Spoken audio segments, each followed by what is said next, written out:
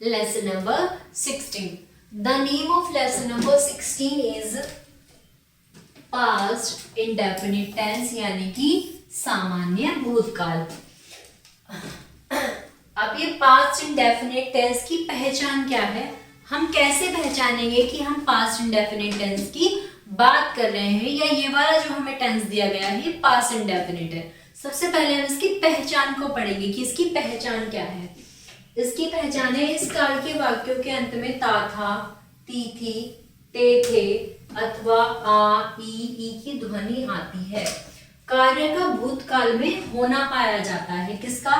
कार्य का किसमें पाया जाता है? भूतकाल में होना पाया जाता है। नियम है सभी सब्जेक्ट के साथ वर्ब की सेकंड फॉर्म का प्रयोग किया जाता है।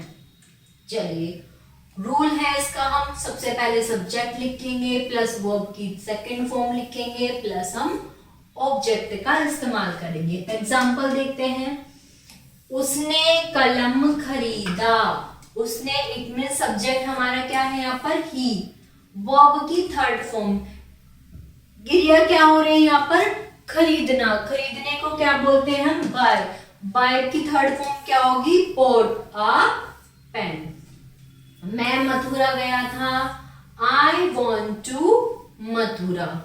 बच्चों ने मैच जीत लिया। The children won the match. बच्चों ने बगीचे में सांप देखा। The boy saw a snake in the orchard. अब देखो प्यारे बच्चों, मैंने आपको जब फॉर्म्स पढ़ते हुए बताया था कि जब तक आप वर्ब की फॉर्म्स लर्न नहीं करेंगे, वर्ब की second form, third form, ING form, आपको पता नहीं चलेगा कि वर्ब की कौन सी फॉर्म क्या होती है।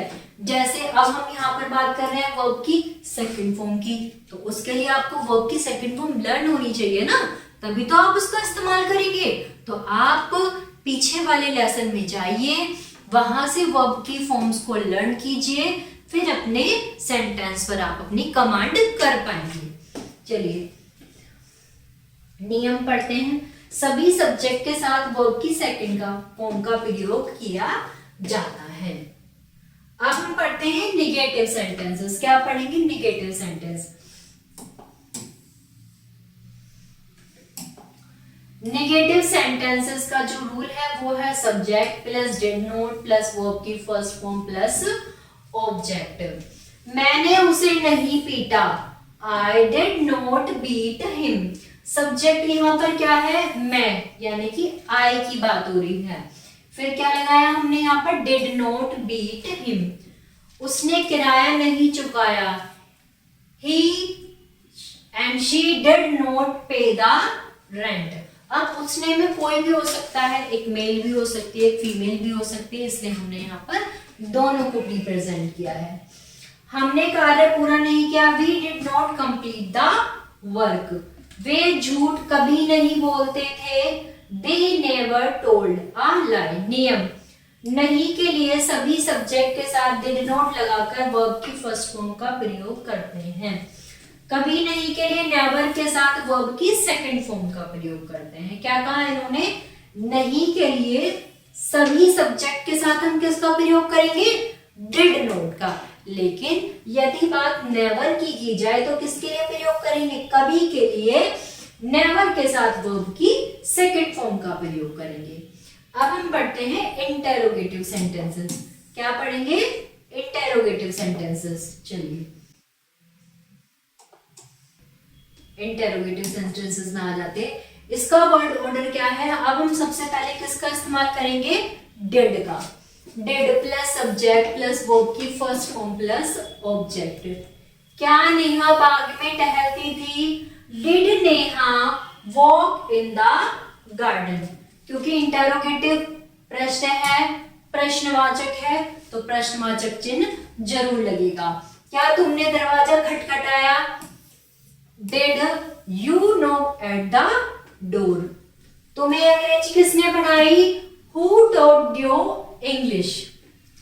उसने कार कब चलाई? When did he drive the car? तो ये क्या था प्यारे बच्चों? इंटेरोगेटिव सेंटेंसेस थे। अब इन्होंने कुछ नियम बताए, हम नियमों को पढ़ेंगे। क्या से प्रारंभ होने वाले वाक्यों में डिड से डिड को सबसे पहले लगाते हैं। वाक्य के मध्य प्रश्न सूचक शब्द होने पर पहले इन्हीं शब्दों की अंग्रेजी लिखते हैं, इसके बाद डिड का प्रयोग करते हुए शेष भाग की अंग्रेजी लिखते हैं। हु के साथ डिड का प्रयोग नहीं होता बल्कि वर्ब की सेकंड फॉर्म लगाते हैं। सभी वाक्यों में वर्ब की फर्स्ट फॉर्म का प्रयोग किया जाता है।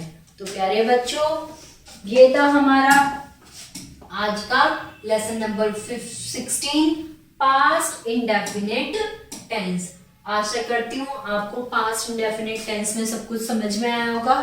कोई भी समस्या है तो आप कमेंट बॉक्स में जरूर लिखिए और वीडियो को लाइक करें। Thank you.